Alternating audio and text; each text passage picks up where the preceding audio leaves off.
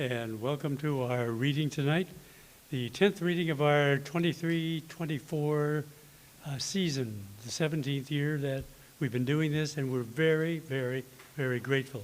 So thank you all for being here. I'm Tom Hogan. I'm the coordinator of the Milwaukie Poetry Series, and we know there's lots of other things that you could be doing.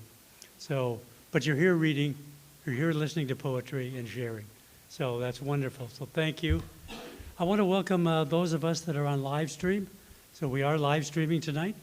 And thank you for all of you who have logged in to our event. The same thing is for you, that there are other things that you could be doing. So thank you very much for being here. We've got a great poet tonight who I'm going to introduce in just a moment. I want to make some thanks before I do that. Thanks to the city of Milwaukie. They were supportive of us really from the beginning. And so it is so, so important. Secondly, thanks to the Letting Library. Originally, when we started, we were in a separate facility called the Pond House, which is on the other side of the pond here. And in the course of time, the new library that we have been working on for many years got built. We are in it now. It's a lovely library. So we're very excited about it. So thanks for the Letting Library for all of the support that they've provided over the years. Thanks too to the Milwaukie Poetry Series Committee. We do have a committee, and there are a couple of us here tonight. So in addition to me, I want to thank Kristen Roeder, who is back here. Yeah, we could give the committee, Kristen a hand, and the rest of the committee in absentia. So, but as you know, you don't have something happening unless you have people working on it. So that has been just wonderful. And finally, we want to thank Willamette Falls Media Studios. So they're the ones that are responsible for the technical aspect. And our technician tonight from Willamette Falls Media is Corey here. So thank you very much, Corey, for being here tonight. And he's the one that makes it all go. I want to introduce, we have the president of the Oregon Poetry Association with us tonight, Bob Sterry. So I want to invite Bob, because this is about poetry and reading poetry, to say a few words about the Oregon Poetry Association. Right.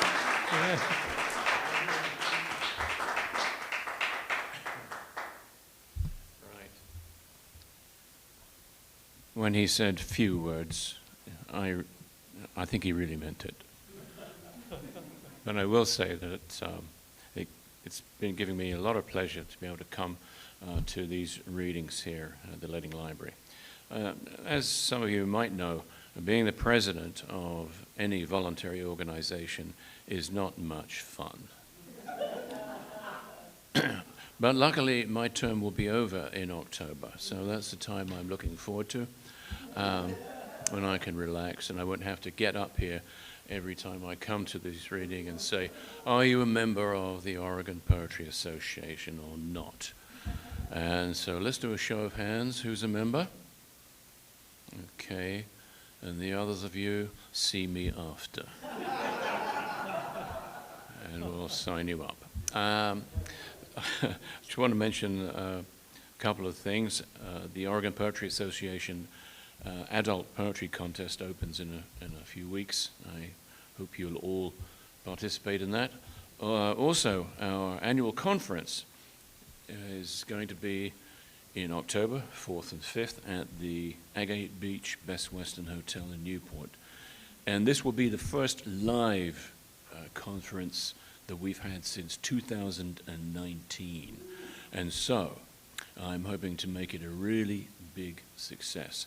And as it just so happens, we have attracted two very good keynote speakers. One is Marcus Lattimore, who's the winner of Slamlandia, Portland, and also a lady who is sitting in the back row there has agreed to be our closing keynote.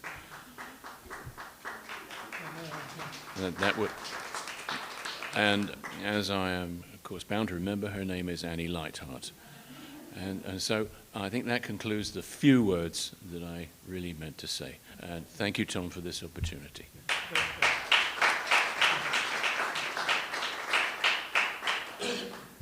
Well, thank you, Bob, and thank you for stepping up, because as we all know, as Bob said, people do need to step up into volunteer organizations for them to move forward.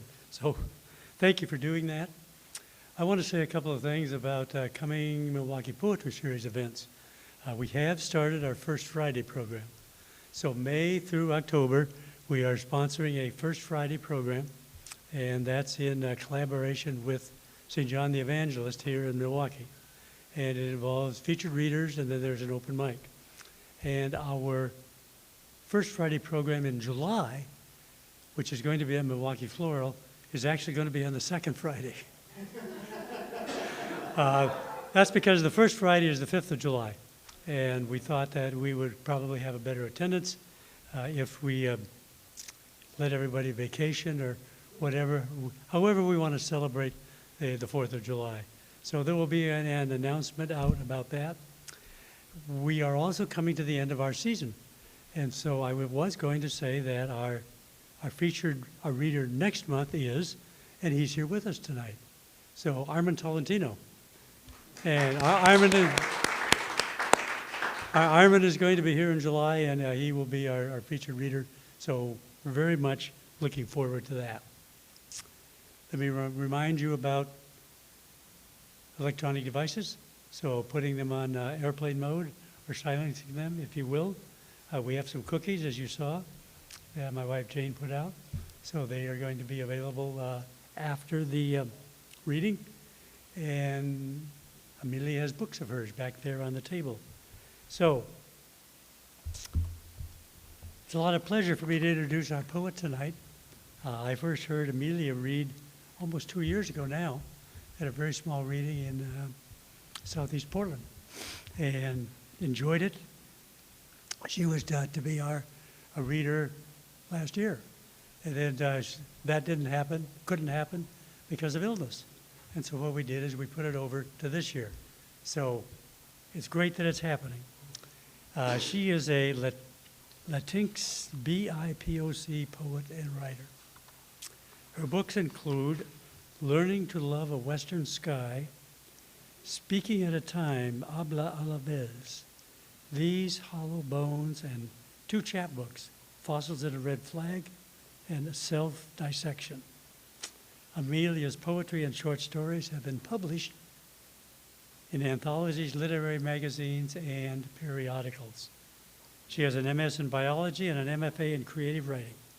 Her literary work is a marriage of science and her experience as an immigrant. Presently, she resides in Eastern Oregon. Would you join me in welcoming our poet tonight, Amelia Diaz, Ettinger.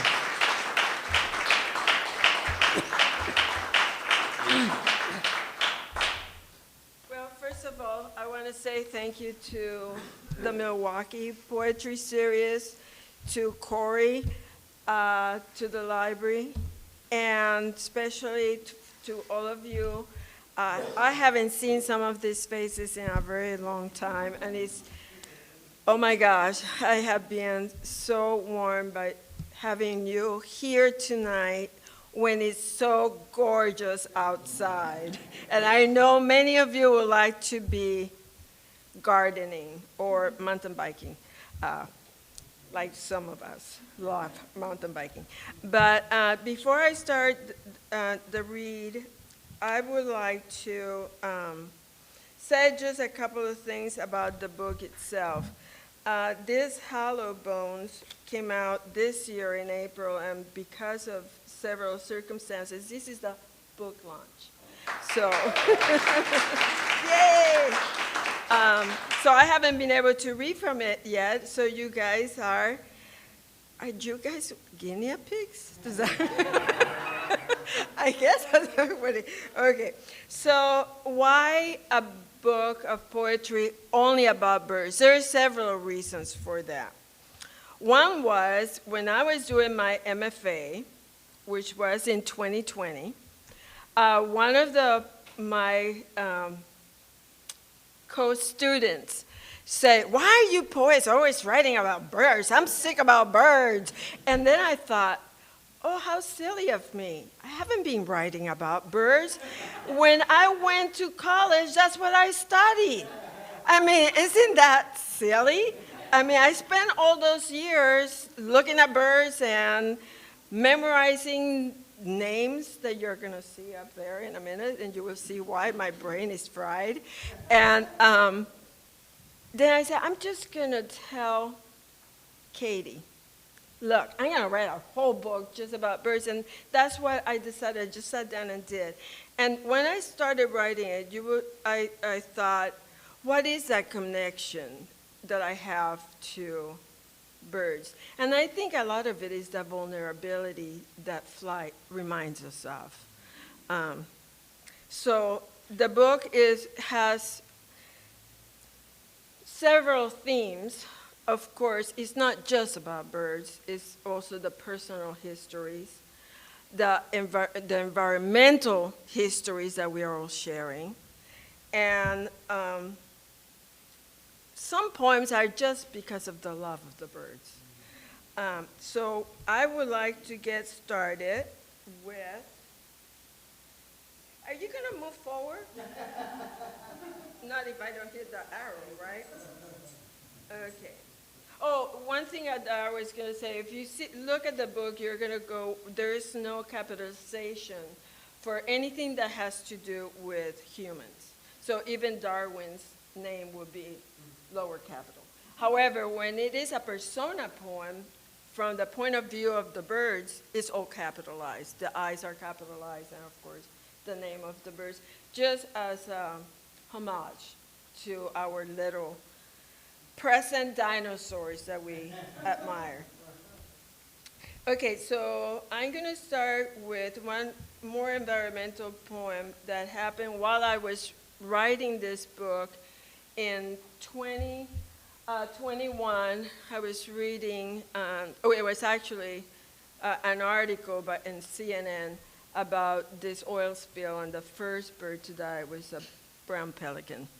And being Puerto Rican, I'm very, very in love with brown pelicans because they're all over the place. So brown pelican, and I'm not going to say all the scientific names. Pelicanus occidentalis is one, and that's where I'm going to stop. Okay. I have never seen the ocean gray. No, not gray, black, with a sheen that reflects my flight. It blinds me. To the fish I know might still be below. In the gruesome presence, the fish. Do they swim in blindness? I am not alone in this hunger. We fly and fly in circles. The smell of salt is gone. The air tastes like metal boats. The boats. I saw them flock around this void, float in my ocean home. Now it's a stranger to me. I coast low, my feathers slick with a coat of this odd black liquid mirror. Okay, so from the very environmental, I want to go back to one that is very personal. So personal, in fact, is the first time since I've been writing. I've been writing since I was 3 years old. Well, actually, I dictated back then. Hey, Papi, I have a poem. So he will write it down. But I never have dealt with this topic, and I'm still kind of uncomfortable with it for a little bit. I was born in Mexico, but grew up in Puerto Rico from an abduction. I was abducted from my place of birth. And this particular poem is about Black Cape chickadees.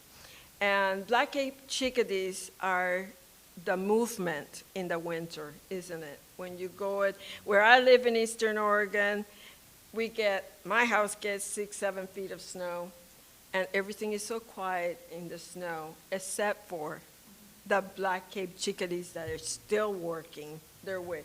And a group of chickadees called a bandy tree. Black-capped chickadee. Its daintiness is deceiving, with looks so frail, and yet they suffer winter storms in these brutal mountains. A bandy tree.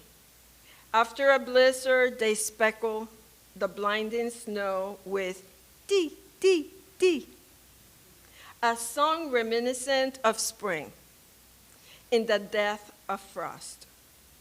Maybe that is why I think of her, Amelia, when I see these tiny, nearly tame acrobats, foraging in naked branches, finding morsels where I see none. Perhaps I was late to meet her, her warmth, the way she blanketed my shoulders in a hug, how she gave me tidbits for decades lost. In this tiny bird industrious energy, I see her pause steps among the Mexican streets. She shared with a family she nurtured, as formidable as a chickadee, my mother. And why didn't anybody tell me that I forgot? That's like the spinach in your teeth. Nobody tells you. That was the chickadee. I think they're just one of the most precious little birds. Them and juncos. People go, oh, just a junco. Come on. Can you fly? Okay, so what got me into birds originally, I worked for the Department of Natural Resources in Puerto Rico as a 16 through, I started there when I was 16 years old, and when I left about 19 or 20 years old. And the first bird that I had to work with was the ruddy duck. And the ruddy ducks are a funny little duck. I don't know how many of you have seen a ruddy duck. Anybody? I think there's a lot of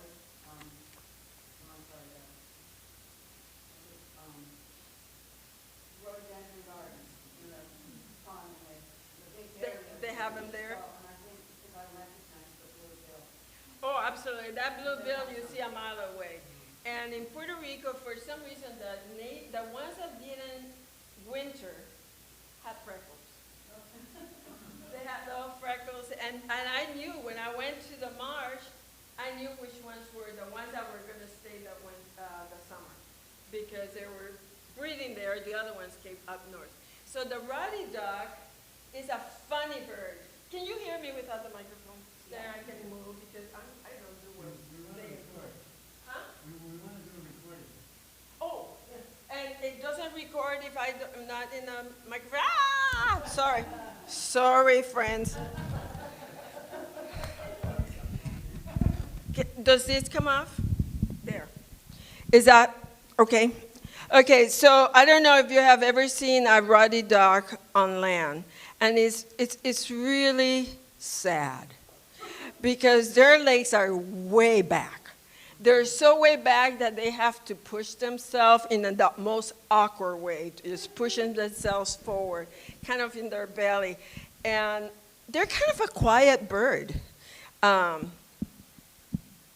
not very obnoxious like other dogs that are constantly whistling and making all kinds of squawks. Okay, the first time this poem got published, it was published in an anthology.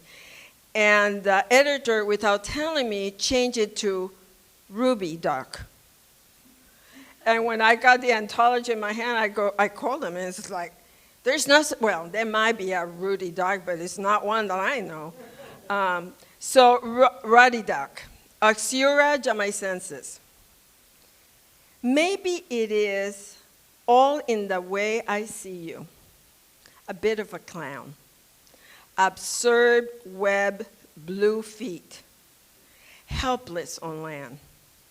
Maybe it is your spiky tail, so high, so self-assured, on a chunky circus body, black, white, and iron rust. Yes, that might be it. Then maybe, perhaps, it is your silence, except when you're in lust, bubbling the water with percussion from air sacs secreted. Whatever it is you are, the marsh comedian whom I turn in pain to make me smile. Yeah, I don't think anybody can ever be depressed if they see a ruddy duck. I mean, you just sit down, you're feeling sad, you just go and look at a ruddy duck. The next one I would like to share with you is called Mourning Dove. Senaida macrocura.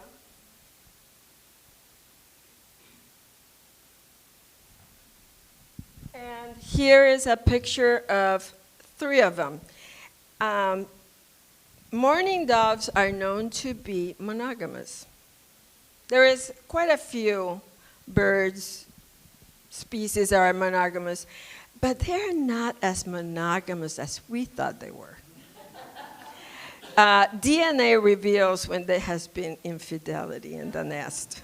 And one thing that one of the researchers for mourning doves is that they notice a lot of flying triplets together.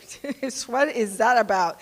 Like 2 older birds with a young male in tow. So this poem is a little bit about mourning dove because, and I'm worried about the mourning dove. I don't know if you're aware of the Eurasian collared dove that is taking over their nesting sites. And they came in, and I'm not sure how they got into the United States, but I remember when everybody was driving over to Eastern Oregon to look at the collared doves, which are much bigger, and they don't sound as cute. They have more of a, I don't know, it's just not a pretty song. Okay, mourning doves. The avian rascal of the columbiformes, a total misnomer of the name, mourning. You remind me of high school girls, the ones at recess wanting to find a boy to flirt. They used to sing a duffel sound to gain attention. Oh, oh, oh. A certain snare. Listen, what is there to lament? You can drink salt in water to your crop's content. Populate the continent from shore to shore, suburbs to heartland. And there is your flight, swift and direct. There is no glide or guile. Hear how you tease, following your mate with another suitor at your side. Do you engage in a ménage à trois when you sing, ooh, ooh, ooh? Is it gloom or impish song? I have so much to learn.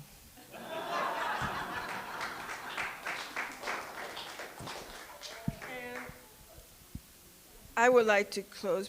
Do I have time before questions? Okay. So I don't want to overdo it here. So, of course, I have to write what my present favorite bird is. And I think my favorite birds go by decades. It started all as a little kid looking at the toady, which is a bird you don't have in the States. It's bright green, pink belly, orange beak, and he's the size of a junco. He's a tiny little fellow.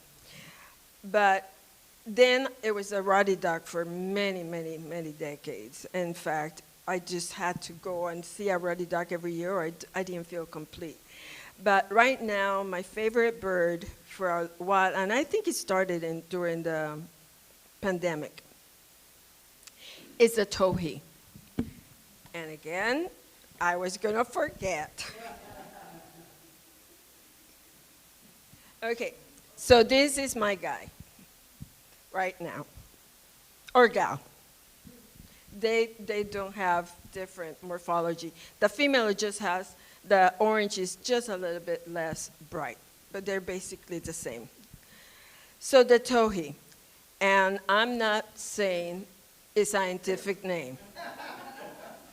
We had to memorize those for tests. So, for no particular reason, on these walks of mine, my bird is the towhee. Rufous-sided, to be exact. I like her unassuming dress of brown with hints of white patches flashing on her tail. As she flies towards a branch, but maybe what calls me to her is her song. Chirp, chirp, chirp, see.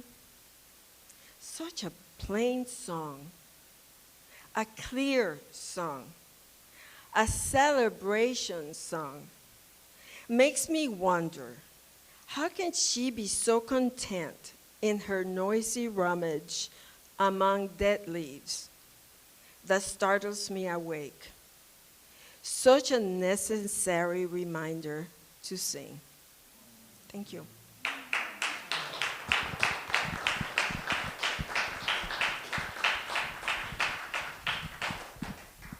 Okay, so that was easier to take out than put in. Okay. But let's have some questions and answers. Yeah. Yeah.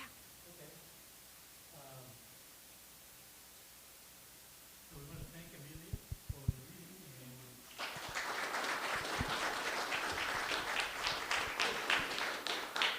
I know she's going to read one more poem at least. So we have a question and answer period. And are there any questions that people have that they want to ask? And how we're going to do this is that Kristen is going to bring our other microphone around. There it is. What made you choose avian biology? Good question. What made me I think because from the very beginning I wanted to fly. Not as a pilot, but I honestly wanted to fly. In fact, I lived in a building, a 3-story building, and for many years, and my dad found me with a cape on that very age, because I knew for sure that the cape will be like a parachute. It was so that desire, and it's always like, and living in front of the plaza. You are familiar with Latin American towns. So you have City Hall, you have the church on the other end, and the plaza in the middle. And I lived right in front of the plaza, right in front. And they had peacocks and grackles and name it. And it was the colors and their noise, and very interesting when you're trying to find about sexual development and trying to see what are they doing. So that was the beginning of it. And then, of course, working for the Department of Natural Resources, they said, you're going to be in the avian section. And I go, great. Whatever. So but I had to learn the birds really quick. And, of course, once you start looking, you fall in love with them. Though I have met quite a few people that suffer from ornithophobia. And I cannot imagine something so sad. I had a friend that I work with that I couldn't even wear my feather earrings because she would freak out. And so I asked her, when did you ever fed chickens when you were really little? She said yes. And every person that I have met that has ornithophobia fed chickens too young. And think about it, if you're 2 years old and you go to feed a chicken and the chicken comes, and because they do come running and they look like they're going to peck your eyeballs out, that might have done it to a lot of people.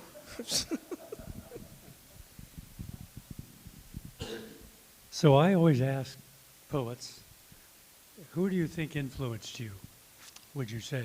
And who are you reading now? Yeah. This summer, I'm taking a lot of novels. I'm reading a lot of novels. My first beginning influences were, as a Latin American, Lorca, Neruda, but also Beckel. I'm mispronouncing his name. From Spain, Becker. Gloria Fuertes, which is not as well known, but she was from the generation, the 60 generation, which is the writers from the Spanish Civil War.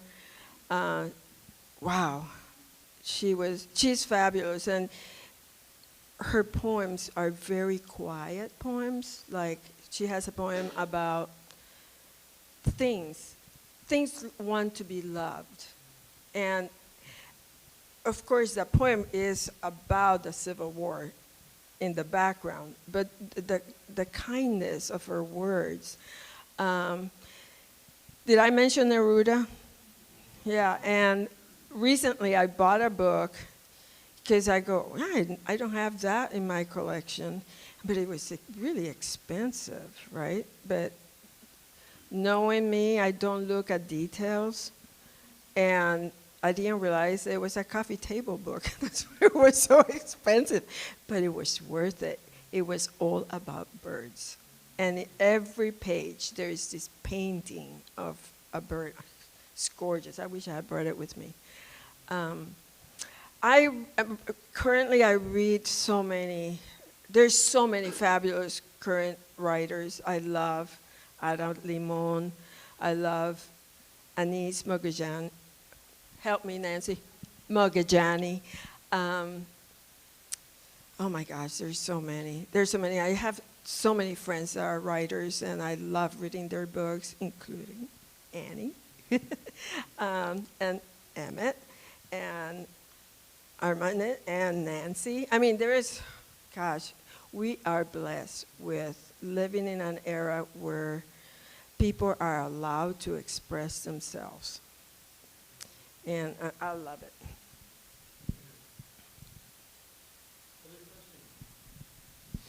Amelia, it's wonderful to hear your affinity for birds. It made me think, do you dream about them? And if you dream about them, does that come out in your poetry writing as well? Oh, what a good question. Yes. Particularly when I was working with birds, I would dream about them. And sometimes they were really confusing, but no, I don't usually write about my dreams. Partly because I think that's still my subconscious trying to work itself out, trying to figure out where it wants to go. And usually when I sit down to write, I just let it, I just start writing whatever it is. I'm always throw away the first stanza because that has nothing to do with what comes out later, right? And because what you first start writing is here. And then once you start the juice going, is here. And that's what I want to keep.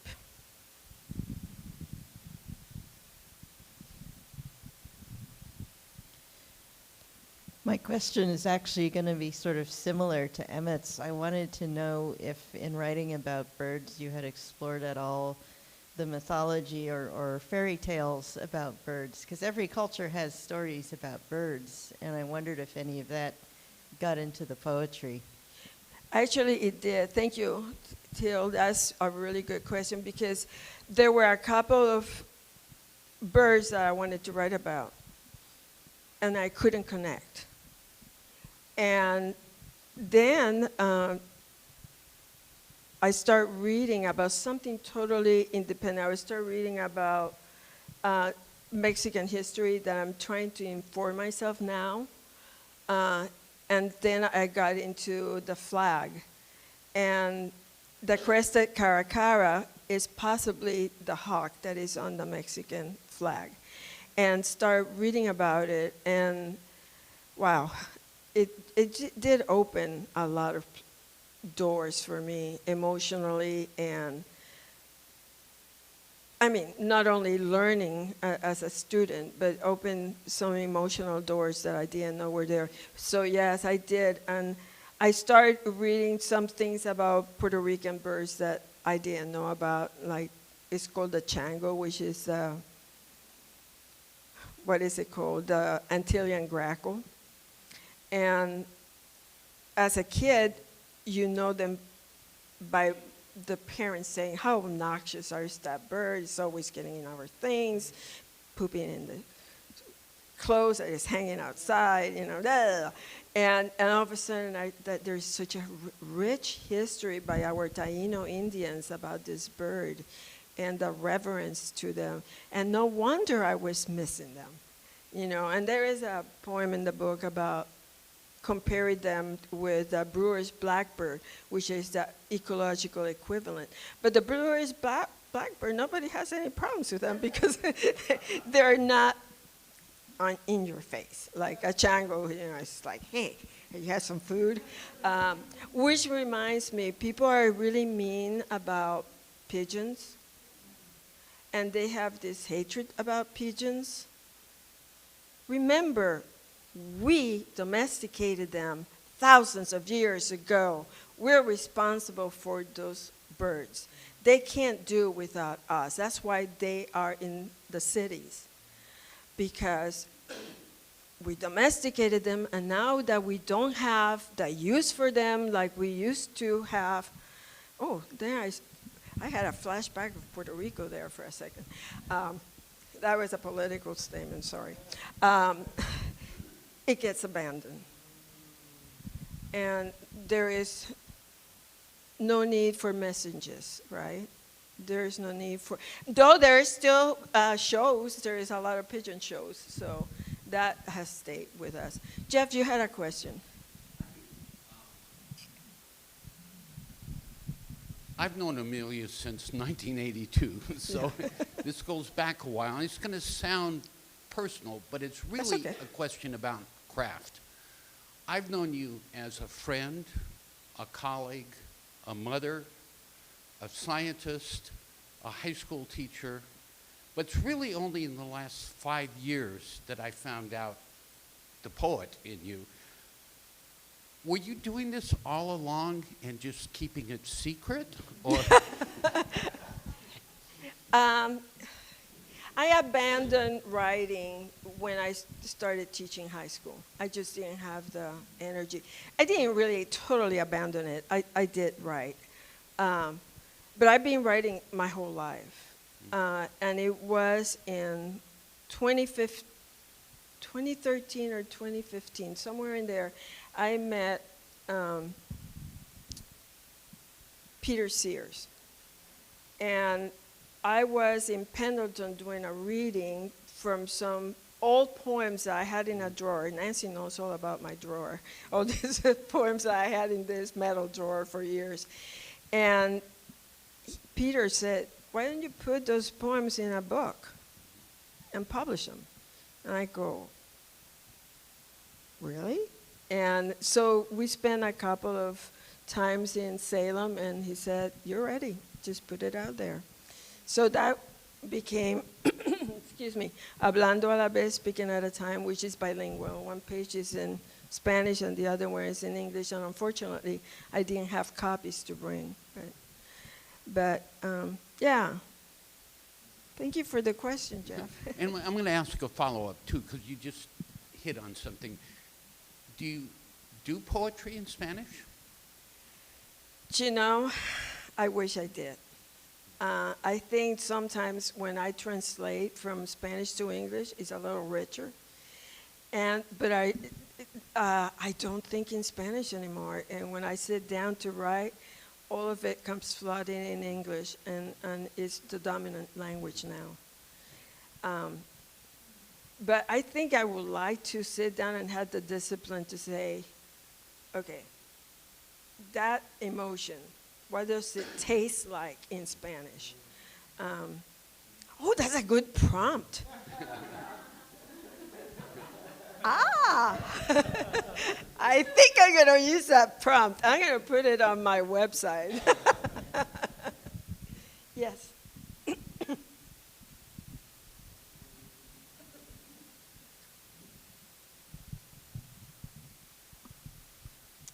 So are there birds you dislike, perhaps severely? And then if so, have you written about that so it would be a darker tone to your analysis? Some anti-bird poems. Do you know, I used to, and I'm talking in my 20s, I used to dislike starlings a great deal. And then I realized, why? It's not their fault, it's Shakespeare. Right?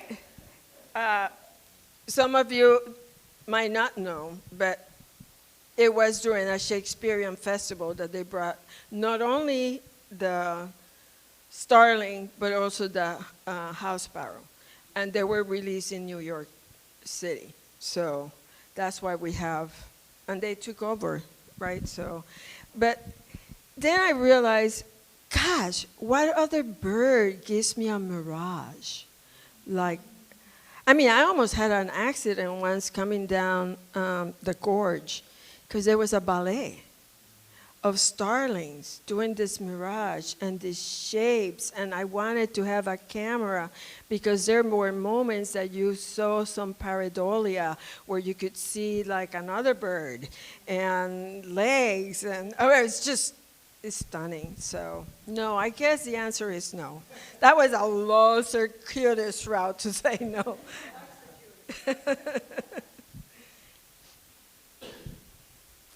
How about crows? I love crows.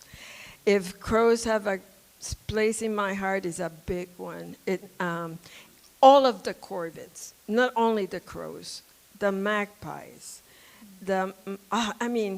I had a magpie that became my friend. He was called Fred. Smooth-bill Annies of the Caribbean are corvids. And I also had one of those as a kid for the same reason. This magpie, I was asleep in the backyard eating a sandwich. And the sandwich was in my hand. And all of a sudden, I feel something pulling. And I think it's my son Lucas, but it's not my son Lucas. I look down, and there is a magpie eating the sandwich out of my hand. So I said, well, hello, Fred. How are you doing today? Those eyes. And he stayed with me for over a week. And we loved him. And there was something wrong, but it just needed to wait before he left. So he stayed with us, and then one day he left. But the intelligence of those animals is uncanny.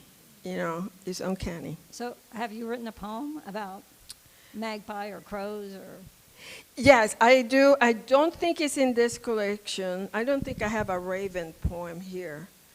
But I have a recent poem, which is kind of a political poem about the status of the world right now.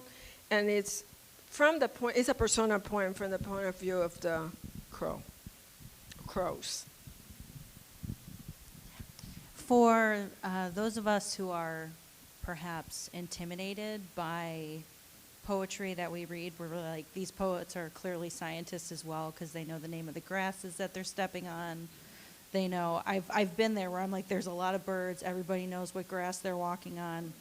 I don't know those things, so it's a little intimidating. What advice would you give for someone who's not an expert birder, or like to, when they're reading poetry that has a lot of those natural images, what advice would you give them to overcome that intimidation or the frustration of seeing so many birds in poetry? That's a really good question. I think, you know, there is a lot of people in the world, and then you get to meet them, and then you make a friendship. The same thing is with our avian friends. You know, all of a sudden you see something that you don't know, and you get a field guide, and you go, oh, that's your name. But is it really that important that we know their names? Isn't it sufficient to enjoy their song and their plumage? Right? Gosh, I mean, going to Costa Rica, I didn't know 75% of those birds, but that didn't stop me from having my mouth open the whole time and drooling. You know, it's lovely. Sometimes when you get across something that is kind of obscure in the reading part of your question, that's a great opportunity to learn something new and research it. Because the chances are the poet spent time researching what they wanted to put on.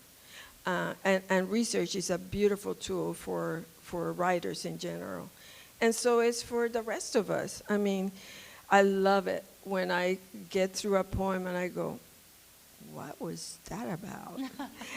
And then I research it, and it opens a whole door. So instead of a block or a challenge, maybe it is an opportunity. I like that.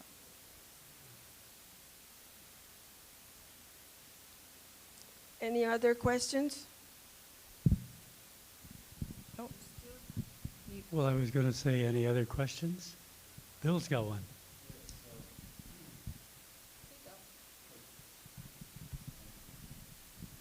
For some 20 years, I was co-editor of Windfall, a journal of poetry of place, and we published a couple of your poems, and they were from places set in Eastern Oregon, and we got so few poems from Eastern Oregon, so it was really great that we got those poems and published them.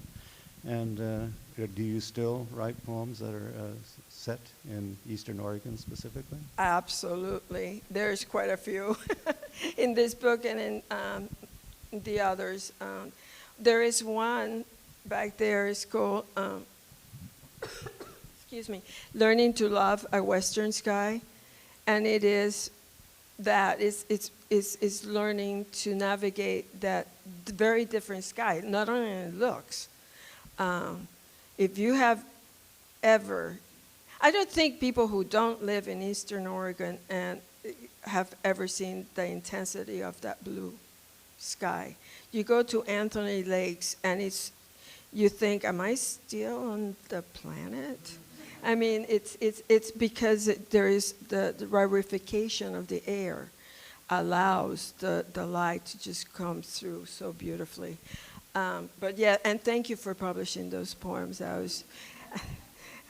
I appreciate it. Pleased to do so.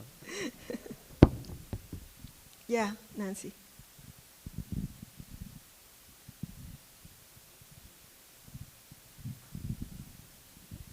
I was thinking about Amelia has lots of Eastern Oregon poems, but Amelia also has a collection called Fossils on a Red Flag. Oh, yeah. Which is about munitions, U.S. munitions on the island of Culebra. And so I wanted to ask you, how do you think about poetry as a form of advocacy for the causes you care about? Wow. Thanks, Nancy. Now I have to think. I think that's the job of the writer. The job of the writer is to open themselves, but also to allow those conversations to happen. Like for example, in Culebra, the naval base went into Culebra in the 1930s, and they displaced all the families that were there. They said, no, you have to leave because we're going to use this as a naval base. And they were not recompensated for the loss of their land. And then they bombed it all the way through to the 70s when I went there to study the birds. The ruddy duck was one of the species that I was studying in Culebra. And they will bomb all day long the corals. And you can go to Culebra today. Now it's a tourist attraction, which kind of bummed me out in a different way, but because it was not the primitive, beautiful place I remember. It's not mine. It evolves. It's new, and new people are enjoying it. But now you go there, and you can still see the tanks that were left behind and the bombs that have not exploded in the corals. So there is an announcement when you go to the beach. Be careful, don't touch munition. It can be live. And interesting enough, those bombs are not supposed to have any kind of radiation, but Culebra and Vieques have the highest rate of cancers in the Caribbean. So that's what that book is. It's about me as a teenager trying to understand things that were not exactly how I thought they were, trying to understand a new perspective to the world. So I think that's imperative for writers to do. So thank you, Nancy. So do we have one more question? Or? Yes. So what would you like to read? Want to read one more poem and then we finish? Okay. Okay, I don't have a picture of the house wren, but most everybody is familiar with the house wren. You have it in front of you. And this poem obviously came out during the pandemic, where I live 20 miles out of the town of La Grande. My place where I live now is under 100 people live there, and I live in the forest, so it's very isolated. House wren. Troglodytes adenum. To have so much in common with a brown bird, especially now during this pandemic. She and I, cave dwellers, troglodytes, that now at seeds, insects, and time. She awaits her brood to grow and fly away, while I long for my children to return to this garden to play and forage. We bide our lives in the same meadow, she a gifted songster that gurgles and stutters, while my voice rises in bursts of silent loneliness. We let each other share this side-by-side communion. Her black eye eyes my own as I near her wooden house. Over the fence of my garden, she tail cocks a wave. I say hello. 2 fingers at my temple. The grace between neighbors. As I nibble on an apricot, she feasts on a moth. We dream of company soon. Thank you. Thank you so much.